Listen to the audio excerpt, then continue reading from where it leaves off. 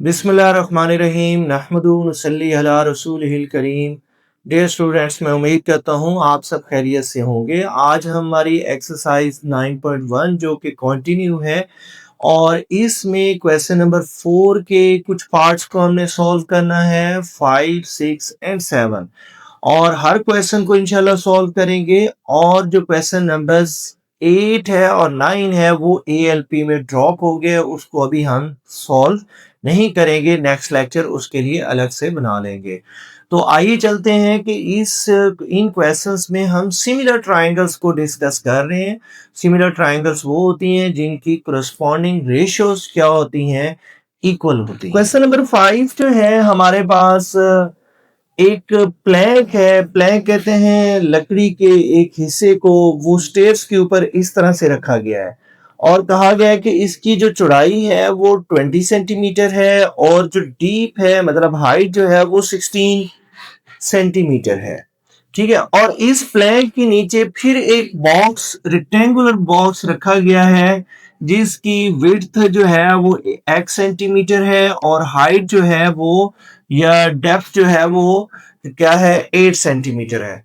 तो अगर हम देखें कि यहाँ पर मैं इस ट्राइंगल को, इस बॉक्स को एक ट्राइंगल की फॉर्म में कन्वर्ट कर लूं तो मेरे पास ये देखें, इस साइड को मैं क्या कह सकता हूं, x कह सकता और इसको मैं क्या कह सकता हूं, 8 सेंटीमीटर कह सकता हूं। तो एक तो बड़ी ट्राइंगल है, मैं इसका नाम रख देता हूं ABC। ठीक है, और ये जो अंदर छोटी ट्राइंगल है मैं इसको कंपेयर कर देता हूं इस तरह से। ठीक है, और मैं इसका नाम रख देता हूं EFG और इसकी ये वाली साइड 8 सेंटीमीटर और ये वाली साइड x सेंटीमीटर कर देता हूं, मुझे x की वैल्यू चाहिए। ठीक है, सो सी हेयर, अगर मैं इनका ट्राइंगल्स आर सिमिलर कर दूं, ठीक है, triangle since triangle ABC is similar to triangle EFG।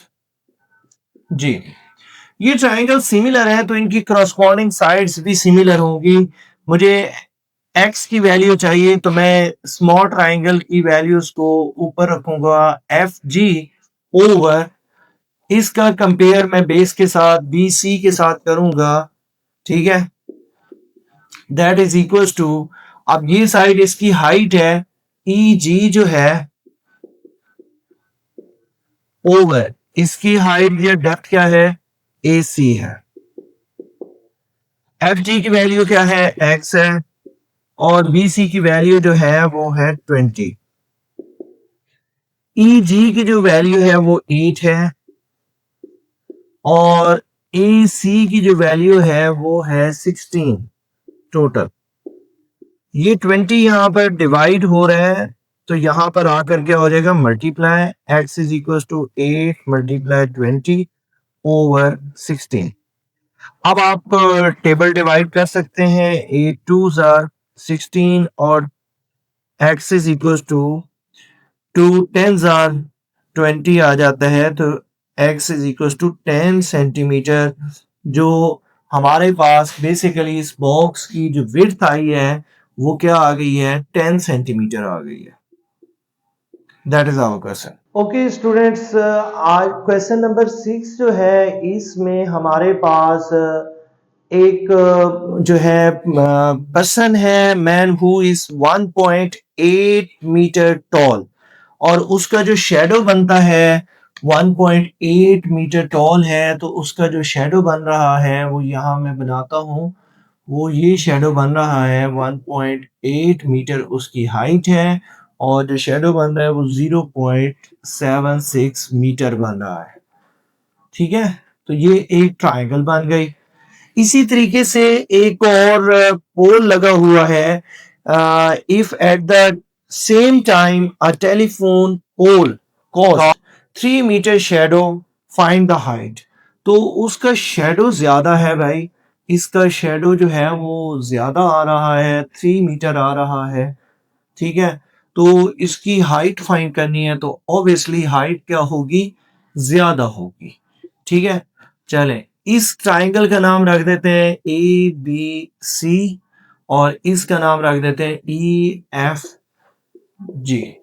Okay बेटा, अब आपने करना क्या है कि यहाँ पर 90 डिग्री है, क्योंकि इंसान भी सीधा खड़ा होता है और पोल भी सीधे सीधा ही लगा होता है, तो इसको हम परपेंडिकुलर कह देते हैं, इसको हम बेस कह देते हैं। तो बेस को बेस के साथ और हाइपोटेनियस को हाइपोटेनियस के साथ हम कंपेयर करेंगे।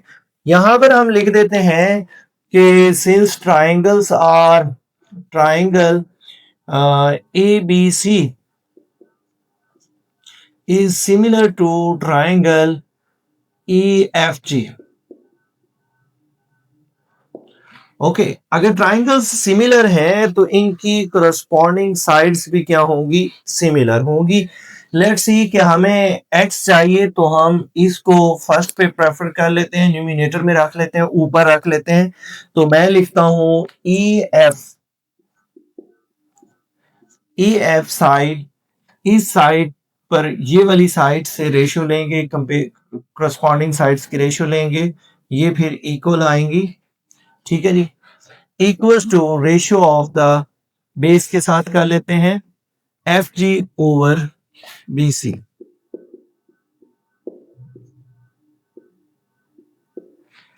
पिछले क्वेश्चन में बता चुका हूं, मैंने यहां लिखा था कि अगर ट्राइंगल सिमिलर हैं तो उनके करस्पॉन्डिंग साइड्स की रेशियोस इक्वल होंगी। तो हमने करस्पॉन्डिंग साइड्स की रेशियोस को इक्वल लिख दिया है। अब इसकी वैल्यू ई एफ की वैल्यू x है, ए बी की वैल्यू है 1.8 मीटर्स में है, और एफ जी की वैल्यू है 3 ओवर बी सी की वैल्यू है 0.76। अब 1.8 यहाँ डिवाइड हो रहा है, तो इसको मैं मल्टीप्लाई कर देता हूँ। 3 मल्टीप्लाई 1.8 ओवर 0.76। ठीक है, इनको मल्टीप्लाई करके 0.76 पे डिवाइड कर लेते हैं, तो मेरे पास आ रहा है 5.4 ओवर 0.76। इस पे डिवाइड करते हैं 0.76, तो 7.1 जो है मेरे पास 7.10 आंसर आ रहा है। x is equal to 7.105 metres, ये आंसर आ रहा है। ठीक है, कौन सी साइड का, इस साइड का। तो ये देखें 1.8 है, अगर इसका शेडो बड़ा है, देखें ना ये शेडो कम था, ये ज्यादा है, तो इसकी फिर हाइट भी ज्यादा होगी। इसका शेडो ज्यादा है तो हाइट भी ज्यादा है, 7 आ रहा है, इधर 1.8 था। क्लियर? तो एक ट्राइंगल छोटी है और एक बड़ी है, लेकिन दिखने में एक जैसी हैं। That's why these are the similar.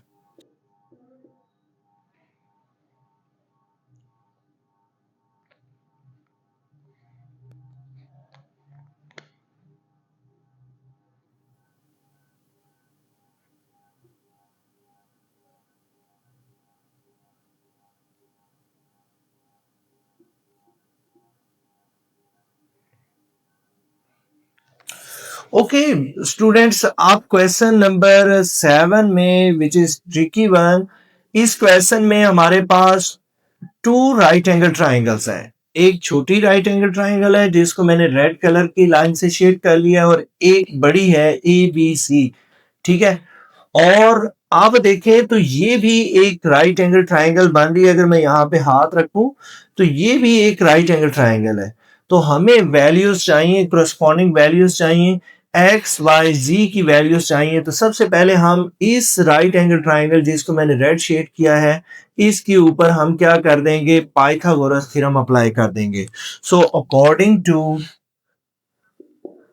ताकि हमें y की वैल्यू आ जाए, अकॉर्डिंग टू पाइथागोरस थ्योरम।